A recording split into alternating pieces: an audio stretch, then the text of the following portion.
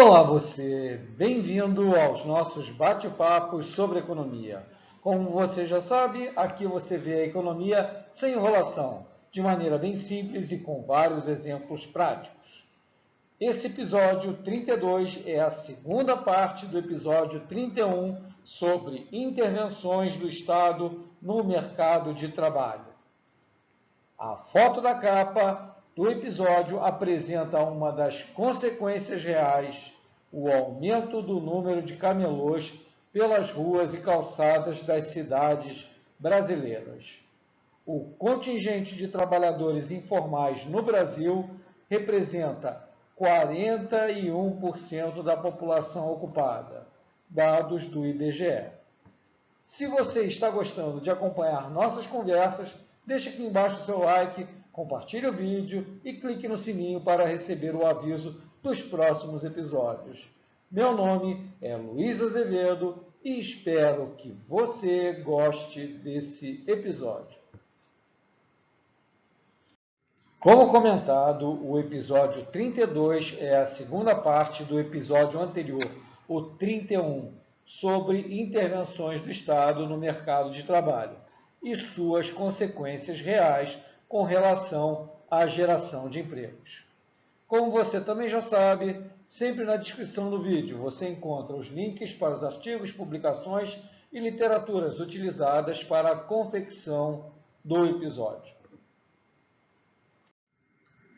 Assim como a lei da gravidade continua plenamente em vigor, ainda que você a considere inaceitável pelo fato de matar pessoas que caem de cabeça no chão, o mesmo ocorre com as leis da economia. Não há demagogia política ou sindical capaz de revogá-las. Sindicato não garante empregos. Justiça do trabalho não garante empregos. Quem garante empregos é o empreendedor, que coloca o dinheiro dele e constrói um negócio e gera empregos. Portanto, como já comentamos, quando as intervenções do Estado no mercado de trabalho inviabilizam a ação produtiva, ocorre a exportação do trabalho, pela migração da atividade produtiva, ou seja, das fábricas ou serviços para outros países. Resumindo, o capital migra e fecha operações no Brasil, demitindo e fechando vários postos de trabalho, e vai abrir operações no México, na Polônia, na Tailândia, gerando empregos lá. Ou através da migração de trabalhadores para países com maior oferta de empregos, como o caso das levas de brasileiros que entram como ilegais para trabalhar nos Estados Unidos, ou dos descendentes de japoneses que imigram para trabalhar no Japão. E como já falamos no outro slide, a ironia da realidade é que migram para países que têm leis trabalhistas bastante flexíveis. Mas a grande intervenção do Estado no mercado de trabalho provoca o aumento do chamado trabalho informal. E aí é que se percebe a enorme hipocrisia e canalice dos políticos populistas, dos sindicalistas profissionais e dos intelectuais celebridades de TV. Todos esses trabalhadores que estão no mercado informal não têm nenhuma das chamadas proteções trabalhistas. Vamos então dar uma olhadinha nos números do IBGE sobre o mercado informal de trabalho no Brasil. Quando o mercado de trabalho é extremamente regulado, isso significa duas coisas: encarece o custo para a geração de postos de trabalho e engessa as ações de correções necessárias quando ocorrem as crises. Resumindo, aumenta o custo e é pouco flexível. Portanto, o mercado de trabalho no Brasil praticamente obriga a um grande nível de informalidade. Durante crises econômicas, devido à ausência de flexibilidade da legislação trabalhista e das regulações, a tendência natural é de aumentar não só o nível de desempregados, mas também o contingente de trabalhadores informais. Vejamos no gráfico da esquerda os dados do IBGE de 2012 a 2018. Temos a linha azul, que representa os trabalhadores formais com carteira assinada. E na linha vermelha, observamos a evolução dos trabalhadores sem carteira assinada do setor privado ou que trabalham por conta própria, os autônomos, incluindo também os trabalhadores domésticos sem carteira assinada. Primeiro aspecto que chama a atenção é que o número de trabalhadores informais é quase igual ao número de trabalhadores com carteira assinada em todos os anos, variando entre 35 a 38 milhões de pessoas. Significa que metade dos trabalhadores do Brasil no setor privado são informais e não têm nenhuma das proteções da divina CLT. Segundo aspecto, fica claro que com o acirramento da crise econômica em 2015, com o aumento do desemprego, o número de trabalhadores informais ultrapassa e cresce, enquanto o de formais cai fortemente. Isso ocorre porque a legislação não permite flexibilidade de contratos, com negociação de redução de salário temporariamente, redução da jornada de trabalho, redução dos benefícios, de modo a ser possível se manter os postos de trabalho durante os períodos difíceis. Agora, vejamos no gráfico da direita do IBGE de agosto de 2019.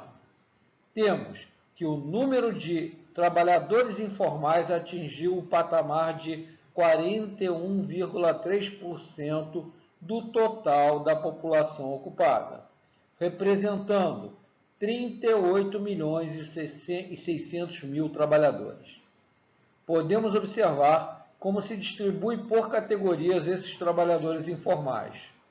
Chama a atenção que metade, ou 19 milhões e 400 mil, são trabalhadores por conta própria e que não têm CNPJ, o famoso autônomo. Outro grande contingente é os trabalhadores do setor privado sem carteira assinada, ou seja, normalmente trabalham para pequenas ou microempresas, que somam 11 milhões e 600 mil pessoas. Depois vem o trabalhador doméstico sem carteira assinada, com 4 milhões e 500 mil pessoas, seguido do trabalhador familiar auxiliar, com 2 milhões e 200 mil pessoas.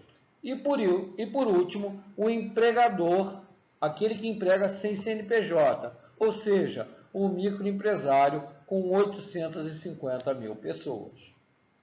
É bastante comum ouvir a afirmação feita majoritariamente por políticos populistas e intelectuais celebridades de TV de que o trabalho não é uma mercadoria. E, não sendo uma mercadoria, o preço do trabalho, o salário, não pode ficar ao sabor das flutuações do mercado.